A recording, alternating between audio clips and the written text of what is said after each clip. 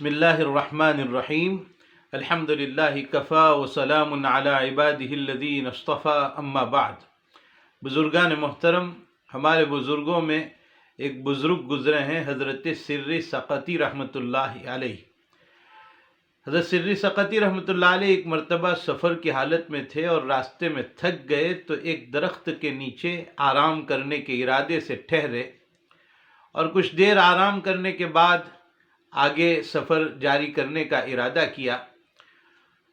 اچانک سری سقطی رحمۃ اللہ علیہ نے ایک آواز سنی کہ کوئی مجھے آواز دے رہا ہے۔ سری سقطی رحمۃ اللہ علیہ نے دیکھا تو درخت کے اندر سے آواز آ رہی تھی اور درخت بات کر رہا تھا، اور درخت سری سقطی کو پکار رہا تھا کہ یا سری سقطی، اے سری سقطی۔ اور پھر درخت نے حضرت سری سقطی رحمۃ اللہ علیہ کو نصیحت کی، اور وہ بڑی جاندار نصیحت۔ سری سقطی سے درخت نے یہ کہا، یا سری سقطی کن مثلی، اے سری سقطی میرے جیسے ہو جاؤ۔ سری سقطی رحمۃ اللہ علیہ نے پوچھا کہ میں تیرے جیسا ہو جاؤں، اس کا کیا مطلب؟ تو درخت نے کہا کہ میرے جیسے ہو جاؤ، اور وہ اس طرح کہ لوگ مجھے پتھر مارتے ہیں، لیکن میں پتھر کا جواب پتھر سے نہیں دیتا ہوں، بلکہ پتھر مارنے والوں کو پھل دیتا ہوں۔ اے سری سقطی، تم بھی ایسے ہو جاؤ کہ تکلیف دینے والوں کو معاف کر دو۔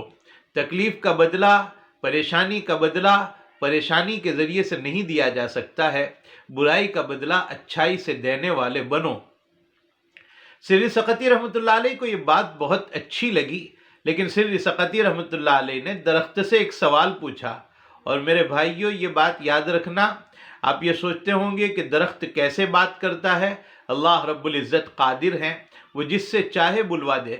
تو سری سقطی رحمۃ اللہ علیہ درخت سے کہتے ہیں، درخت تیری یہ عادت مجھے بہت پسند آئی، لیکن میں دیکھتا ہوں کہ لوگ تجھے آگ میں جلا دیتے ہیں۔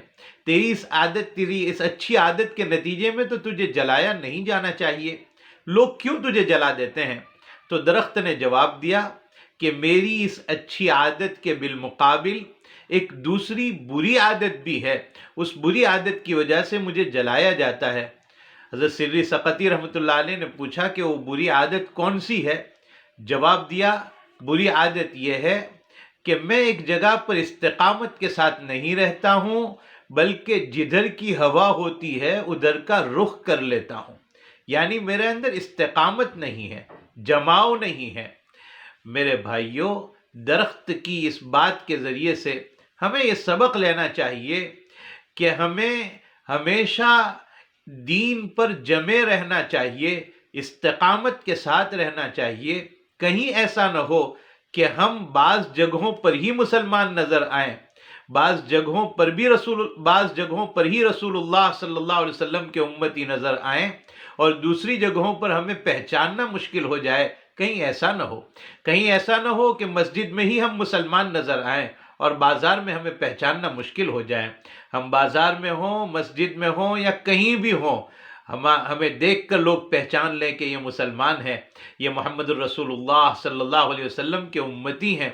اللہ رب العزت سے دعا کرتے ہیں کہ اللہ تعالی ہمیں دین پر استقامت کے ساتھ جمنے کی اللہ تعالی توفیق عطا فرمائے، اور مرتے دم تک ایمان اور اسلام سے وابستہ رہنے کی توفیق عطا فرمائے، اور ہمیں اپنے وقت پر خاتمہ بالخیر نصیب فرمائے۔